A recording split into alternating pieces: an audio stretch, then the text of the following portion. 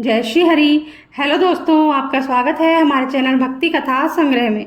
आज हम आपके सामने प्रस्तुत करने जा रहे हैं श्रीमद् भगवद गीता के 17वें अध्याय का महात्म्य। श्री महादेव जी कहते हैं, पार्वती 16वें अध्याय का महात्म्य बतलाया गया। अब 17वें अध्याय की अनंत महिमा का श्रवण करो।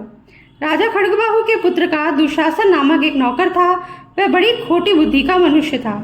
एक बार वह मांडलिक राजकुमारों के साथ बहुत धन की बाजी लगाकर हाथी पर चढ़ा और कुछ ही कदम आगे जाने पर लोगों के मना करने पर भी वह मूढ़ हाथी के प्रति जोर जोर से कठोर शब्द करने लगा। उसकी आवाज सुनकर हाथी क्रोध से अंधा हो गया और दुशासन पैर फिसल जाने के कारण पृथ्वी पर गिर गया।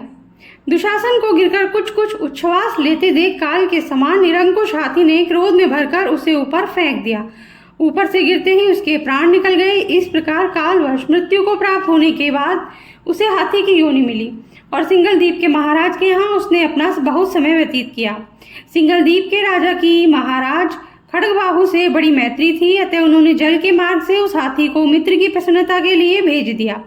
एक दिन राजा ने श्लोक की समस्या पूर्ति से संतुष्ट होकर किसी कवि को पुरस्कार रूप में वह हाथी दे दिया और उन्होंने 100 स्वर्ण मुद्राएं लेकर उसे मालवा नरेश के हाथ बेच दिया।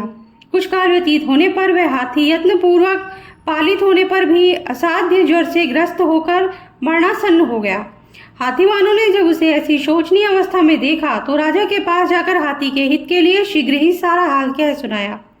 महाराज, आपका हाथी अस्वस्थ जान पड़ता है। उसका खाना पीना और सोना सब छूट गया है। हमारी समझ में नहीं आता इसका क्या कारण है।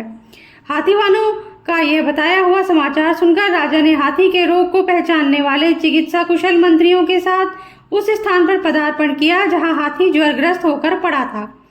राजा को देखते ही उसने ज्वर जनित वेदना को भूलकर संसार को आश्चर्य में डालने वाली वाणी में कहा, संपूर्ण शास्त्रों के ज्ञाता, राजनीति के समुद्र, शत्रु समुदाय को परास्त करने वाले तथा भगवान विष्णु के चरणों में अनुराग रखने वाले महाराज, इन औषधों से क्या लेना है?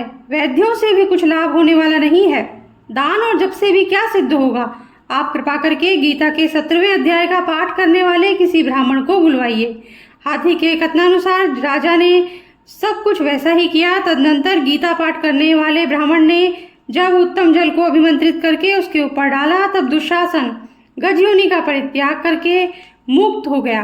राजा ने दुशासन को दिव्य विमान पर आरूढ़ एवं इंद्र के समान तेजस्वी देखकर पूछा, तुम्हारी पूर्व जन्म में क्या जाति थी, क्या स्वरूप था, कैसे आचरण थे और किस कर्म से तुम यहाँ हाथी होकर आए थे? ये सारी बातें मुझे बताओ। राजा के इस प्रकार पूछने पर संकट से छूटे हुए दुशासन ने विमान पर बैठे ही बैठे स्थिरता के साथ अपना पूर्व जन्म का उपयुक्त समाचार यथावत कह सुनाया। तत्पश्चात नरश्रेष्ठ मालव नरेश ने भी गीता के 17वें अध्याय का पाठ करने लगे। इससे थोड़े ही समय में उनकी मुक्ति हो गई। इसी के साथ आज का वीडियो हम समाप्त करते हैं। अगर आपको पसंद आया हो तो लाइक कर दीजिए और चैनल को सब्सक्राइब कर दीजिए, बेल आइकन प्रेस कर दीजिए ताकि हमारे आगे आने वाले वीडियोस के नोटिफिकेशन भी आप तक आसानी से पहुंच सके। Thank you. जय श्री हरि, जय श्री कृष्णा।